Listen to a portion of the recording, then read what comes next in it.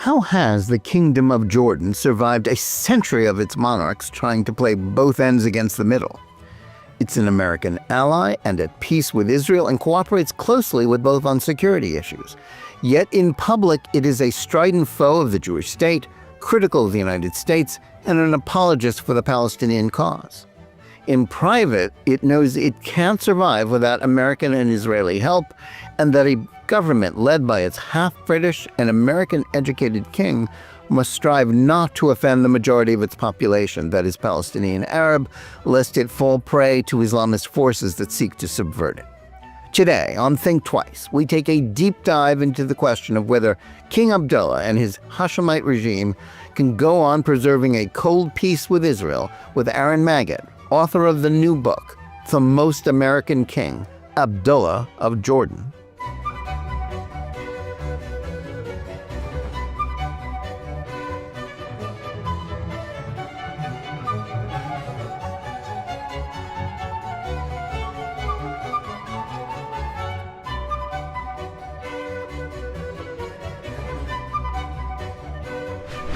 Hello, and welcome to Think Twice. Today we have an important conversation for you with author and journalist Aaron Magid discussing his new book about King Abdullah of Jordan.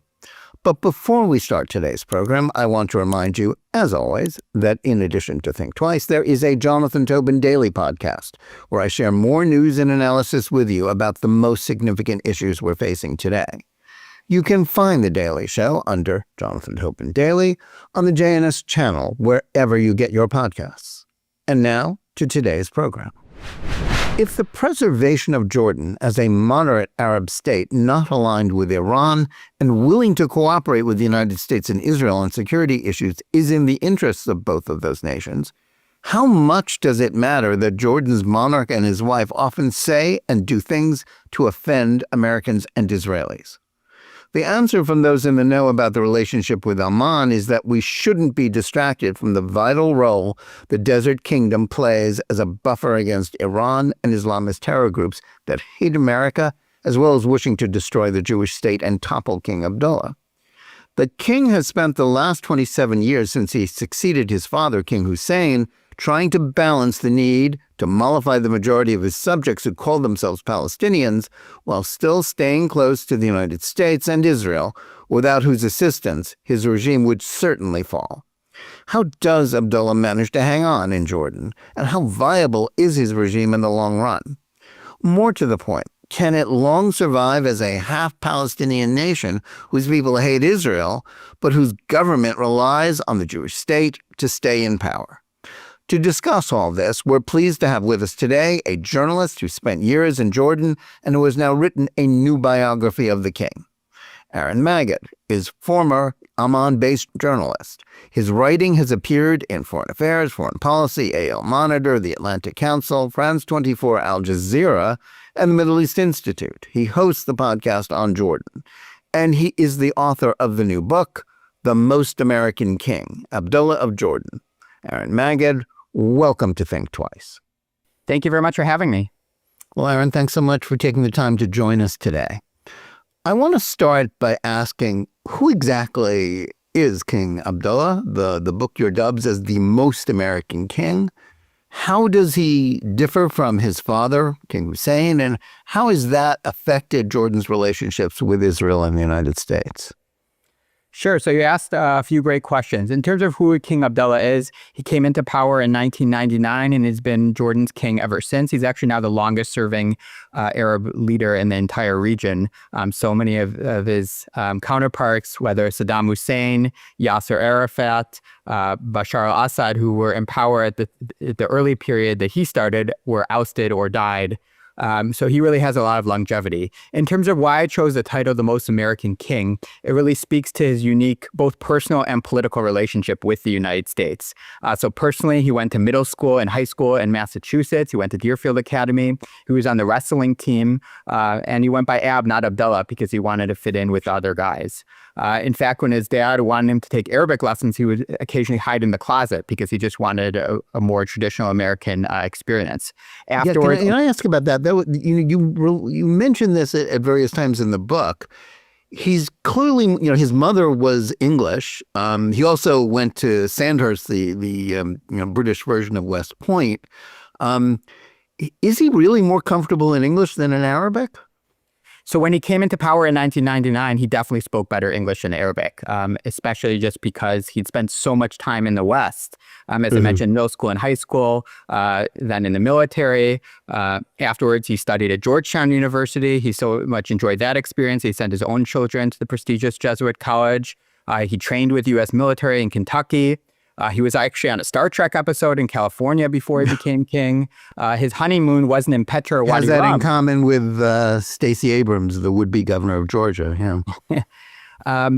His honeymoon was not in Wadi Rum or Petra, but it was actually in Hawaii, New York, and Washington. As you noted, he spoke English far better than Arabic just because of the amount of time he spent in the West. Even after he became king, he continued to own properties in the United States, both in the California area and in the Washington, D.C. region. Now, if we were to think about this in an American perspective, we had an American leader who spent middle school and high school in Mexico, spoke better Spanish than English, went to a university in Mexico, trained with the Mexican military. It would be a huge campaign story, if not, the main one, especially in the MAGA era. But kings of Jordan don't get elected, do they? Correct. So they have that benefit. But it's not just a personal relationship, it's also the political one. So King Abdullah was the first Arab leader to meet in the White House with President Trump, President Biden, and President Obama. Thousands of U.S. troops are stationed in Jordan under King Abdullah's reign, under both Democratic and Republican administrations. King Abdullah was the first Arab leader to have a joint address before Congress. This was during the Bush administration. Also during the Bush administration, he was the first Arab leader to have a joint free trade agreement with the United States. So time and time again, under King Abdullah's rule, they've really strengthened the relationship with the U.S. And that is one of the reasons I argue that he stayed in power for so long. Before we jump in, a quick invitation. The 2026 JNS International Policy Summit is coming up this April. It will be held from April 15th through the 17th, once again at the Waldorf Astoria in Jerusalem. I'll be there, and I'll hope you'll join us too.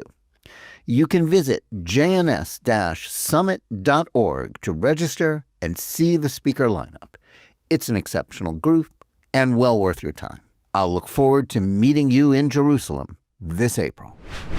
That leads me to my question where we were talking about how odd it is to have, a leader of that country who is so at home in other places and still has homes in other places. So the question is, how popular is Abdullah in Jordan and in an undemocratic country? Well, what role does public opinion, both those who regard themselves as Palestinians and those who see themselves, as you refer to them in the book, as East Bankers, a term that references the period from 1949 to 1967 when Jordan illegally occupied Judea and Samaria, the term West Bank was coined. How does that play in the country's policies?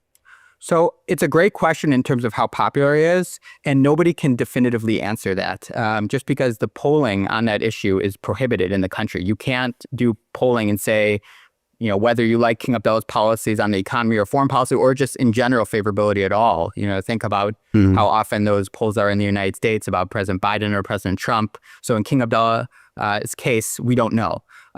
We can get anecdotal evidence, but anecdotal evidence isn't really scientific.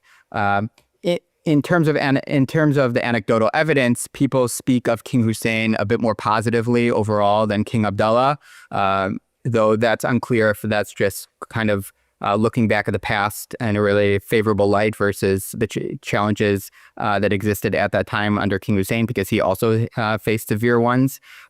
But he is lucky that he doesn't face elections because there are serious challenges to his rule. I would say that the biggest one is the economy. The unemployment rate is over 20%, and it's been like that for years now. Just to put in perspective, in the United States, some people are unhappy with the economy, and the unemployment rate is about 4.5%. So it's about 5 times as worse in Jordan, and it's been going on for many, many years. To give you one anecdote, during the Biden administration, you had Jordanians fly to Mexico to try to illegally migrate into the United States just to find jobs because the financial situation in the Hashemite Kingdom was so poor. Of course, under the Trump administration, that's no longer feasible. But it just really speaks to the very difficult economic conditions. And when you ask Jordanians repeatedly in polls, what's the number one focus, even though in the Western press it's a lot about the Palestinian issue or Syria or Iraq, for Jordanians it's consistently the economy. And King Abdullah has really failed in that regards. I guess the question is, though, obviously he doesn't have to worry about re-election, but he does worry about public opinion. And how does he navigate that? And how repressive is Jordan as a country? I mean, of course, it's always compared to what? Compared to, Assad, Syria, Jordan may have been a paradise, but, compared to, Israel, a different story. So as you note, it's all about how you compare it. Certainly, the condition, whether for journalists or protesters, is far better in Jordan than it is Iraq under Saddam Hussein, Syria under Bashar al-Assad, or even Egypt under the current administration. So it is better than many other countries in the Arab world, but it's far worse than other democracies, certainly in Western Europe or around the world. So it's kind of I would say, low medium. Freedom House has put Jordan in the partly free category. The Economist has a ranking of democracies and puts Jordan in the lowest one as authoritarian. The Freedom House ranking did give the Jordanian government credit for a recent election that they had in allowing the Islamic Action Front to win the largest number of seats, which is affiliated with the Muslim Brotherhood. But then right after that election, the Muslim Brotherhood was banned. So one kind of wonders what the purpose of having elections is if then right afterwards the party is banned that does the best. So I don't expect Freedom House to continue to put Jordan in the partly free category. They usually were in the not free category, so I would assume that they would be in that element as well. But as you note, it's all about comparison. Jordan is better than the worst, but it's not in a good spot at all. Yeah, it has, as you say, it has elections, but the parliament doesn't really govern. The cabinet, the prime minister, they're all still appointed by the king, right? Correct. The king is the one firing and dismissing the prime ministers. Even the prime ministers in the country, it's a very weak position. In fact, during the Arab Spring protests in 2011, 2012, the King Abdullah repeatedly fired prime ministers every few months to allow the people to think, we're changing, we're listening to the voice of the people, even though everyone knew that he and the intelligence services are the ones calling the shot. How did he evade? Obviously there was a lot of unrest in various countries in the region, in various Arab countries in the region. Egypt goes through, the Mubarak government is overthrown, and then the Muslim Brotherhood government that replaces it, is toppled by the military, which is still in power. Obviously, Syria, there's a civil war which goes on forever, and millions of people, flee, and hundreds of thousands die, and now it's hard to define exactly what it is. But Jordan, the king still sits on his throne. How did he manage that? So I would say the United States played a key factor in that, if you especially compare Jordan to Egypt. Barack Obama at the time called on Hosni Mubarak to resign, and that played a key role in allowing the military to take over control over that country. In Jordan, even though, as you mentioned, there were protests in the country, people were unhappy, not just about the economy, but also about corruption and just about authoritarianism in general. But President Obama, because of his longstanding relationship with King Abdullah, along with the U.S. government in general, whether in the military or in the CIA, they decided not to have that similar public call for King Abdullah to resign. If he would have made that call, it would have put him in an extremely challenging position. So the United States role was critical. I would also say that King Abdullah has really strong support within Jordan's security establishment. He served in the military for over 15 years. Before he became king, he was actually the head of the special unit division of Jordan's military. So they have been very loyal to him during difficult moments, whether the Arab Spring protests, the Prince Hamza sedition affair in 2021, or even during the Gaza protests in 2003 and 2024. So he's relied on the security establishment, which is generally made up of more Jordanians of East Bank or tribal background and less Palestinian ones. It's a lesson that King Abdullah learned from his father's experience during Black September in 1970, when there was a civil war, thousands were killed. And in fact, some of the members of Jordan's military actually defected to the Palestinian side. So King Abdullah learned that lesson and ensured that the senior members of his military and security establishment are generally made of East Bankers. Yeah, so they're loyal to the Hashemite regime. Correct. You briefly referred to, the Prince Hamza treason trouble. It's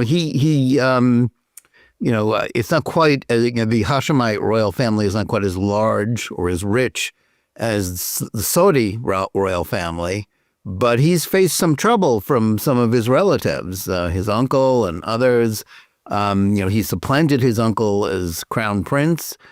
How close is that family, and how has that played out?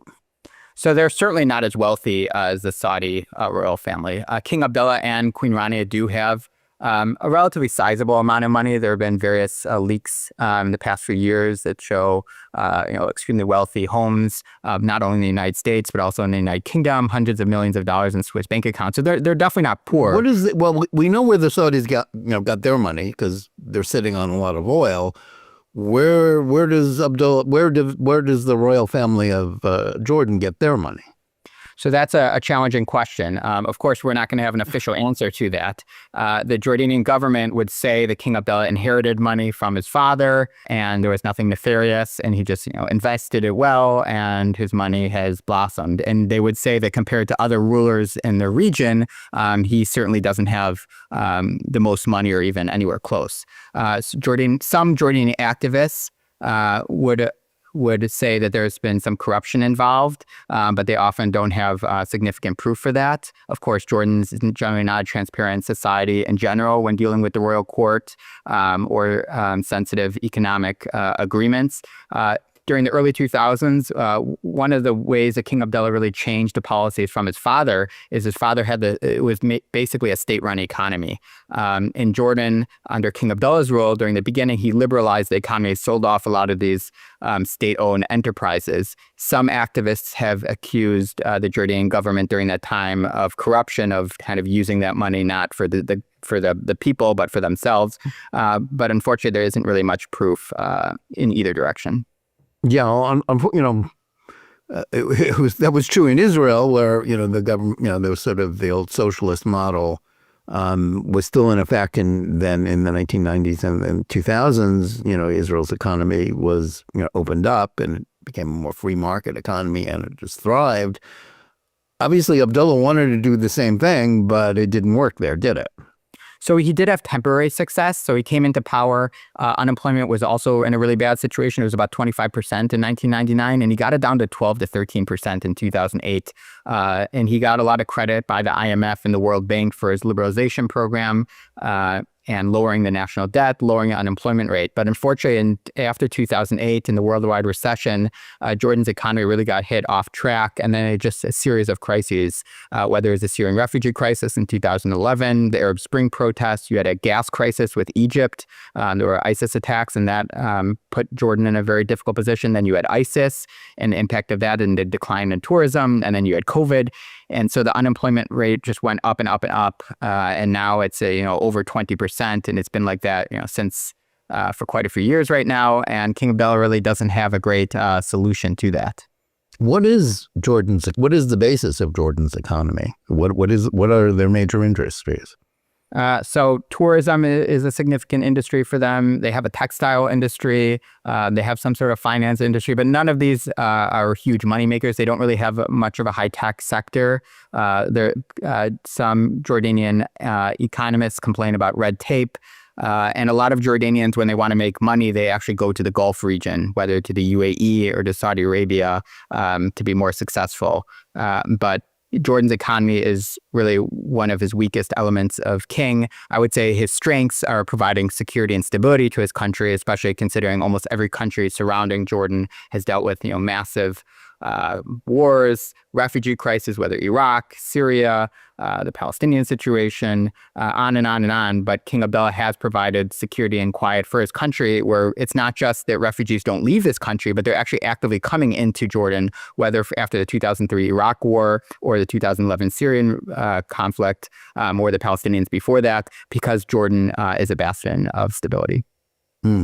Now, you write in your book about Abdullah's attempt to promote a Jordan-first approach to public policy in general, which I guess was a stretch in a country where politics is heavily influenced by what happens on the other side of the Jordan River. In that context, what is Jordanian nationality or nationalism? Is there such a thing in a country where so many identify as Palestinian? Well, so King Abdullah's Jordan First policy was a response to that situation where many in Jordan were prioritizing pan-Arab issues, and this came about before the 2003 U.S. invasion of Iraq. So for many Jordanians, including his father, King Hussein, they really parked their entire identity with the pan-Arab cause. So King Hussein, before the 1991 war, strongly opposed the U.S. invasion. It led to a reduction pretty significantly of U.S. aid to Jordan. Jordan's very reliant on U.S. aid. So that was really a disaster for the country. And King Abdullah, in response to that, he knew the 2003 war was approaching. He didn't agree with the war. It wasn't his favorite idea, but he understood that he can't do the same policy as King Hussein. He needed to really prioritize his own country's needs. So what did that mean? It meant prioritizing really, and more in a soft way, his relationship with the United States. So it meant overflight rights for U.S. Military aircraft from Jordan into Iraq, intelligence gathering missions from Jordan into Iraq. There were U.S. troops stationed in the country as well. So he allowed for the U.S. to work with Jordan quietly in order to preserve that relationship. So that was on the Iraq front. On the Palestinian front, as you mentioned, Jordan has the largest number in terms of percentages of Palestinians outside of the West Bank and Gaza. It's about 50%. This, like the issue with King Abdullah's popularity, there's no official number because it's such a sensitive issue. So we don't know. It could actually be significantly higher than 50% of Palestinian origin. But regardless, so many Jordanians at that time, this was during the Second Intifada. Of course, many Palestinians were killed along with Israelis at the time. But for Jordanians, they wanted to cut off the peace treaty with Israel and the security cooperation. But King Abdullah said, whoa, we got to hold on. We need to prioritize our own national interests. Our own national interest is not to do that, because then, of course, he would lose out on significant U.S. aid, and it could cause security challenges with his country, with Israel. So he consistently has tried to prioritize a Jordan First policy. And this is over 15 years, or 10 to 15 years before President Trump used that slogan with the United States. So it was actually kind of prophetic almost for him to use it. But the Jordan First policy has been trying to prioritize his country's national interests over pan-Arab causes. One of the open secrets about the Middle East, and one that basically everybody knows, and which you acknowledge in your book, is that Jordan's security services are deeply connected to those of the United States and Israel. Not to put too fine a point on it, could Abdullah and his family survive without the help and ultimately the guarantee of assistance from Washington and Jerusalem?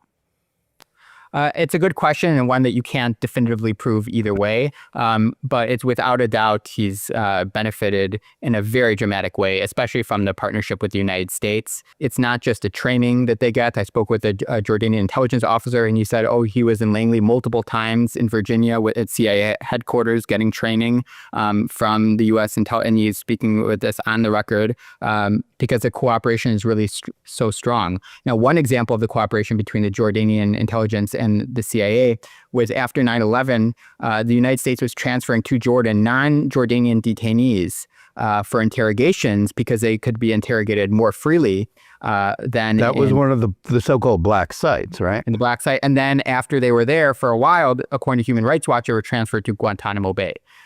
So the connection is really, really tight on the security level. Jordan receives billions of dollars in annual aid from the United States, and that's not only budgetary support, but its advanced weaponry is key. So I do think one of the reasons King Abdullah has stayed in power for so long is his support from the West and the United States. But I would say it's not just that. If he didn't have the backing from the security forces, I don't think he would maintain power for this long. And I think there are a few other elements that are also key. Number one is he didn't adopt the Assad approach to opposition. If he would have started bombing his people, flattening hospitals like you saw in Syria, or what Saddam Hussein did to his own people in Iraq, that would have really galvanized the opposition against him, and that would have led to long-term instability. King Abdullah is certainly no Democrat. he's the one in power, but at the same time, he understands that he doesn't want to go overboard because that would really increase the opposition against him. And then finally, in terms of his Jordan First policy, he's been very cautious about using military force. And this is in contrast really to his father. His father not only participated in the 1967 war against Israel, and of course he lost the East Bank, the West Bank and East Jerusalem during that conflict, but then they also had a conflict with Syria a few years later. King Abdullah, and you see this in the current dynamics with Gaza, he was very clear. He was not willing to send Jordanian troops to Gaza because he knew that wasn't in his country's interests. If he were to do that, if Jordanian soldiers would be killed by Hamas militants, it would just be very unpopular. And if Jordanian soldiers killed, Hamas officials in tunnels, it would also be deeply unpopular in the country. So he's been cautious in his usage of military force, and that has reduced the need for other countries in the region to try to attack Jordan. And if you think of some of the other countries in the region who face downfall or just significant instability, whether Iraq or Libya, a lot of that is because of military antagonism elsewhere in the region. So I would think those all factors are key in maintaining his rule, but without a doubt, the United States support, along with other partners, has been extremely important. Abdullah has, I think his great-grandfather was assassinated, or was it his great-great-grandfather, his namesake Abdullah. And he's faced numerous attempts on his life, too, hasn't he? Correct. So in the beginning of his rule, he faced an assassination attempt by al-Qaeda, but of course, it was a failed assassination attempt. ISIS has consistently criticized him, though I don't think they've ever had the capabilities to really carry out a successful attack because of the quality of Jordan's security forces. So he has faced some challenges, but I would say nothing has been, extremely urgent one. Especially during the Gaza war, there were a lot of articles and analysts who were saying whether the protests in Gaza are going to lead to the downfall of the regime. I always think that those people should be very careful before predicting the downfall of King Abdullah, just because he's gone through a lot of challenges, whether the Arab Spring protests, the Syrian refugee crisis, ISIS, and he always is able to survive. Maybe the country isn't thriving from an economic perspective, but he can survive. And if you have a challenge like protests in Gaza, the country has dealt with protests. They know how to manage it, and King Abdullah did that pretty successfully. Now, Jordan, you alluded to this. Jordan does get $1.45 billion with a B, from the United States every year. There are some who claim it is sort of basically a bribe to keep the 1994 peace treaty with Israel. But does the United States get anything from this relationship? Has Jordan assisted U.S. operations, for example, against Iran? Would it do it again? So Jordan has been a very loyal partner to the United States, and it's far beyond just keeping the peace treaty.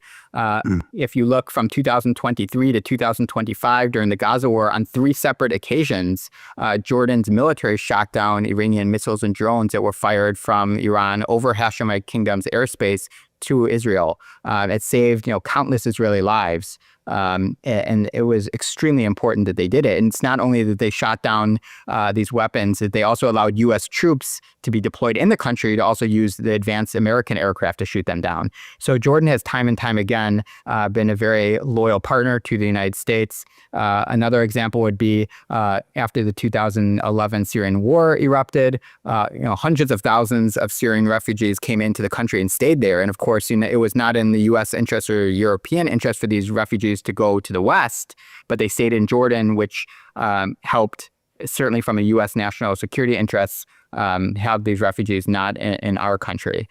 So time and time again— How many are still there? So it depends on the number. According to the UN, there were about 650,000 refugees during the peak, and now it's about 500,000. According to Jordanian government, it was at 1.3 million, so it subtracts similarly.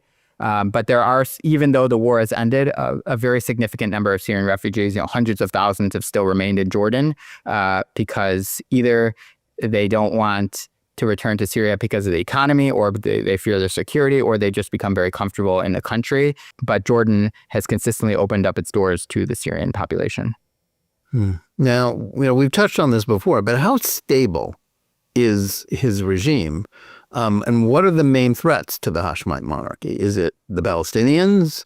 Iran, Sunni extremists like those in al-Qaeda-like groups that now appear to have the upper hand in Syria, or the Hashemites' old enemies from a century ago, the Saudis, whose forebears kicked Abdullah's family out of the Arabian Peninsula that was not yet called Saudi. They've had trouble with them too, haven't they? So I would say the biggest challenge to the Hashemite kingdom is not any external country or any external threat, whether they do have challenges, whether with ISIS, whether they've had disagreements, as you mentioned, with Syria over the years, or even Iraq. But today, I would say the biggest one is internally, and it's mainly the economy. Just because you have such a high number of youth without any jobs, without any future, people just living with their parents indefinitely, or just people who graduate school, university, and then end up taxi drivers. So it's not something that we're going to see as a security challenge tomorrow or next month. But it could be a difficulty long term, especially down the road. And I would say a very sensitive point that we should be keeping our eye out for is the transition from King Abdullah to Crown Prince Hussein. In general, who is his son? Who is his eldest son, who also attended Georgetown University, also trained in the UK military. So he kind of repeated a lot of steps of his father, is currently serving at least part-time in the Jordanian military. But as we saw with Egypt, when they were talking about transferring power from Mubarak to his son, people often get upset at that moment. And Crown Prince Hussein, he has been meeting with various officials. You see him joining with his father on visits even to Washington to meet with President Trump or President Biden, but he hasn't really had to solve any problems on his own. And if King Abdullah were to, either because of illness, he's actually at the similar age of his father when he passed away, though I think he's probably in better health. But if something were to happen and King and Crown Prince Hussein were suddenly thrust into the scene, and he faced some challenges, that could be a difficult moment for the regime. But I don't think, tomorrow or next month, King Abdullah is going to face any significant security dilemmas. Are there any family members that, could pose a threat? I mean, that was, he edged out his uncle to succeed his father, and there have been other sort of rumblings and a treason trial. How is that? What is the tension within, his own family? So I would say the most significant family threat would be the former crown prince, Hamza, who's actually under house arrest right now, is widely popular among Jordanians because he speaks Arabic in a similar way to his father. He has a look that's also similar to King Hussein, and King Hussein is widely adored in the country. So he's under house arrest, so there's no situation where tomorrow or next month he's going to take over. But if he were somehow released by that, and there were, once again, these are kind of issues that are difficult to imagine, but if there were elections or there's some way that the people could choose, I think the crown prince would have a challenge in that moment. So I would say he's the number one threat. Queen Noor, who is King Hussein's last wife, she's also been at various times very outspoken in favor of her son, the former Crown Prince Hamza. So she's also someone to keep an eye out for. But I don't think there would be any situation where Queen Noor would take over the country. It's just in terms of her relationship with her son. She was American, right? Correct. Yeah. Yeah, and so interesting. Let's talk a bit more about the vocal public support that Abdullah and his Palestinian, queen, his wife, give to the Palestinian cause. They may still advocate for something that is obviously not going to happen anytime in the foreseeable future, namely a Palestinian Arab state, other than the one that has been run in Gaza by Hamas. But wouldn't a Palestinian state actually be, a theoretical Palestinian state, be a threat to them as well? So as you mentioned, in terms of Jordan's foreign policy, I would say the number one issue is their support of a two-state solution, a Palestinian state, even if, as I do agree with you, that it's certainly not something that's going to happen anytime soon. But consistently, when King Abdullah meets with foreign leaders, it's not just in the Middle East, but even when he's meeting with people who are extremely far away, like Kazakhstan or in Africa, he's always mentioning that topic as number one.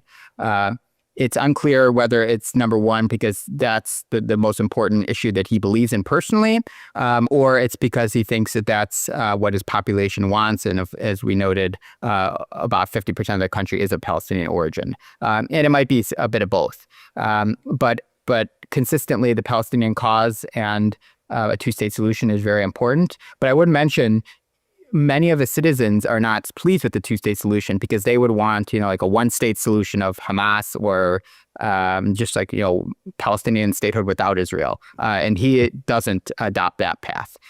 So even though there were times, especially during the Gaza war, there was certain frustration within the Israeli government over stances that King Abdullah... Well, his wife was denying the atrocities of October 7th on American TV.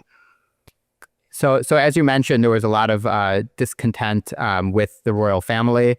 King Abdullah did use the word "quote unquote" genocide for what happened in Gaza. So the Israeli government certainly didn't appreciate that. As you mentioned, there were comments that Queen Rania made on CNN. Jordan did pull its ambassador from Tel Aviv during the beginning of the conflict and said he wouldn't return until the war ended, but the war has actually ended and the ambassador still is not there.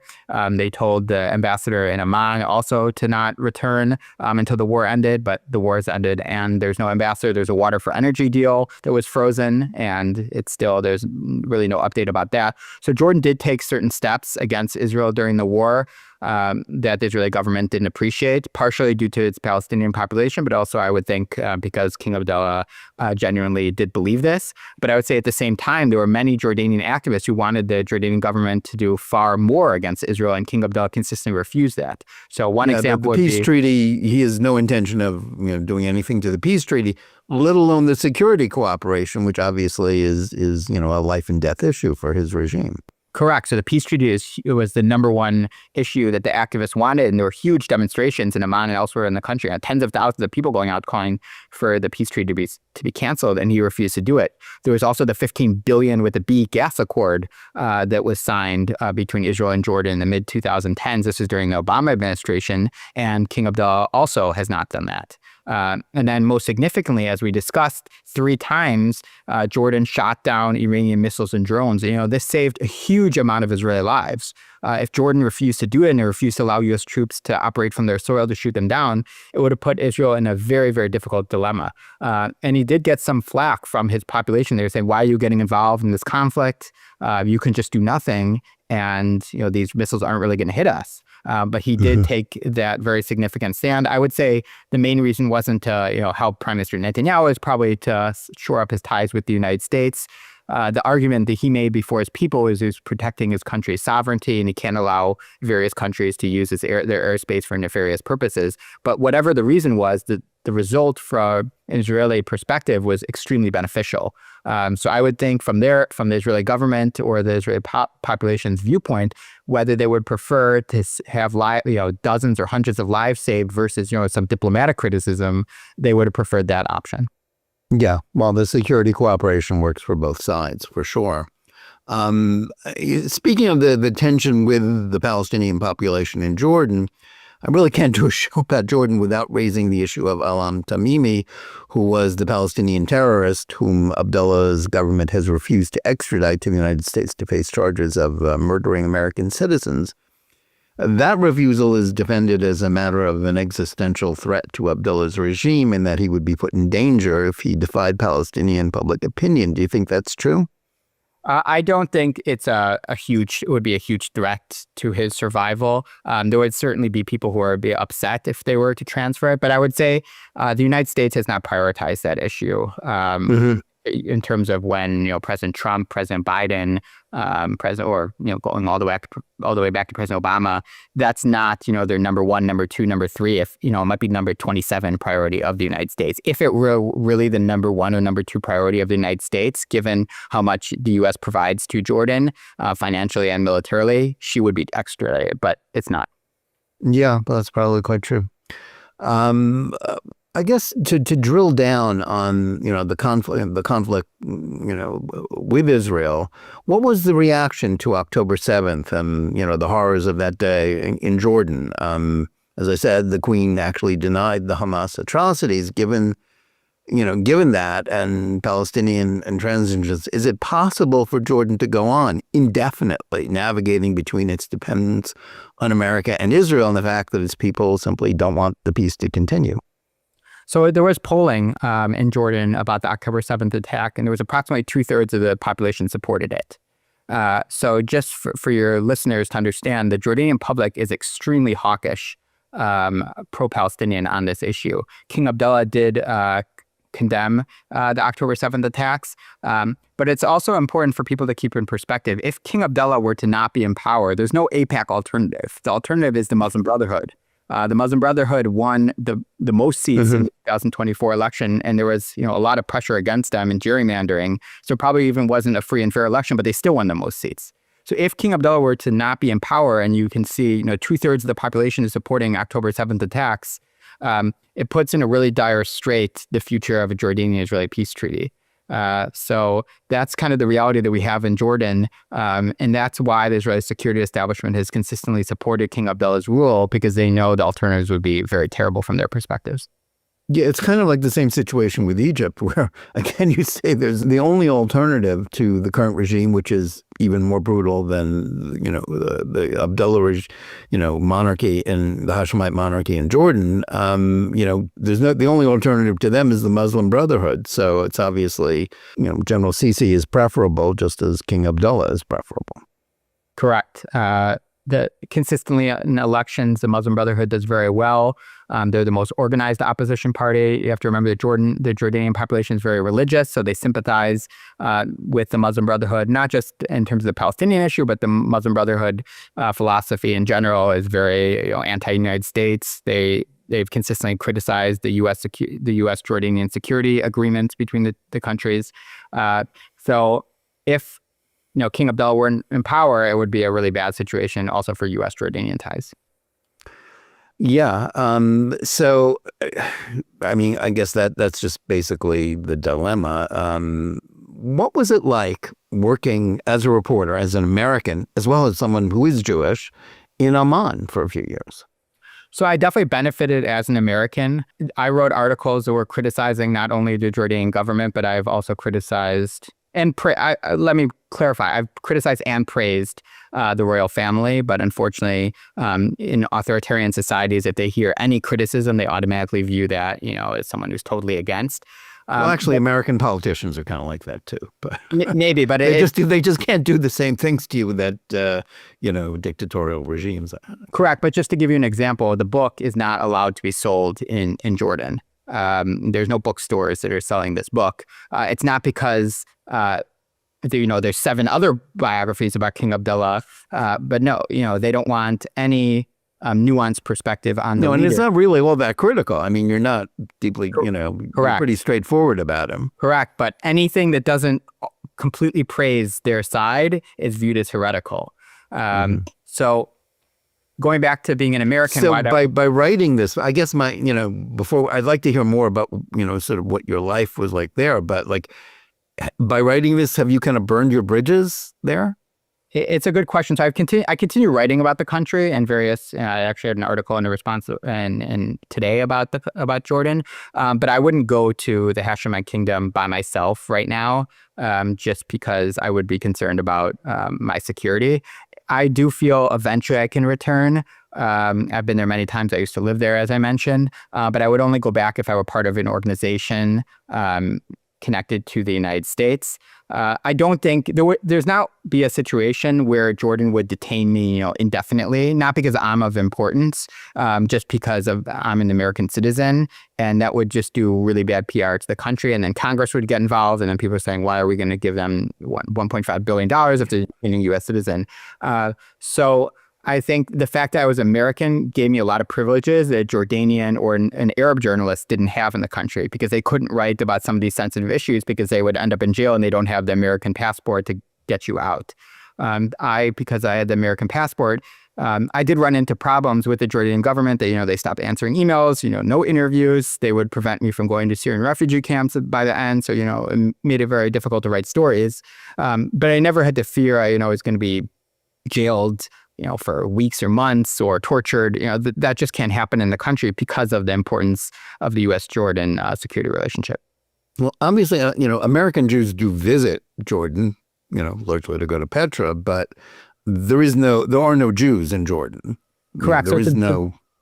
It's a very different situation than you have like in Egypt or Iraq or Morocco, where you had Jewish communities of hundreds or even over 1,000 years that were thriving, and then because of the Israeli-Palestinian conflict, they were forced to flee or whatever. In Jordan, because there were very few people living in the country before 1948 at all, So it was mainly desert. And so there was no organic Jewish community. So it's not like people have fled the country. They just were never there at all. So in terms of the Jewish population, it is very small in the country. It would mainly consist of people working, whether at the U.S. Embassy, you have some American students who are studying Arabic, maybe some working in an NGO, but there's no Jewish institutions at all in the country. There's no synagogue, there's no Jewish community center, anything like that. And there is a significant amount of anti-Semitism in the country. To give you one example, is individuals who cross from Israel into Jordan, especially in the land crossings, and they have Jewish ritual objects. Often the Jordanian security establishment will seize them and not allow you to bring them into the country. So, of course, they don't do that with other religions, but they do that with Judaism. Another example would be Mein Kampf is widely sold in Arabic in downtown Amman, like on the street, all over the place. And it's not like, oh, this is a terrible book. But this is like interesting material. So there is certainly anti-Semitism in the country. A lot of Jordanians, conflate, their opposition to the Israeli military with American Jews all together as one bad combination. What about in the media and sort of culture? How does that play out there, the anti-Semitism? There's significant amount. I'm not sure it's worse than other Arab countries, but in terms of compared to when people complain about anti-Semitism in the United States, if you spent time in Jordan or an Arab country, it's 1,000 times worse. That is undoubtedly true. Well, Aaron, thanks so much for joining us today. We learned a lot about Abdullah and about Jordan. How can our audience find out more about your writing and your book and follow your work? Sure. So I would say number one, in terms of the book, you can get it on Amazon. You can get it on my publisher's website, Universal Publishers. You can also get an ebook, Kindle, etc., wherever you find books. You just Google The Most American King, Abdullah of Jordan. If you want to follow me on social media, Twitter, at Aaron Magid, LinkedIn, Aaron Magid as well. Those are kind of the main areas where I post my writing and analysis on Jordanian politics. Okay, well, thank you. And we also want to thank our audience. Please remember to tune in every day for Jonathan Tobin Daily Edition, which you can hear wherever you get your podcasts. And whether you're listening to us on one of them or watching us live on Facebook or X or on the JNS YouTube channel, please like and or subscribe to JNS. Click on the bell for notifications and give us good reviews. Please write to us at thinktwice@jns.org and let us know where you listen or watch the show and what you think about it. And remember, keep reading and thinking for yourself, and we'll see you again next week.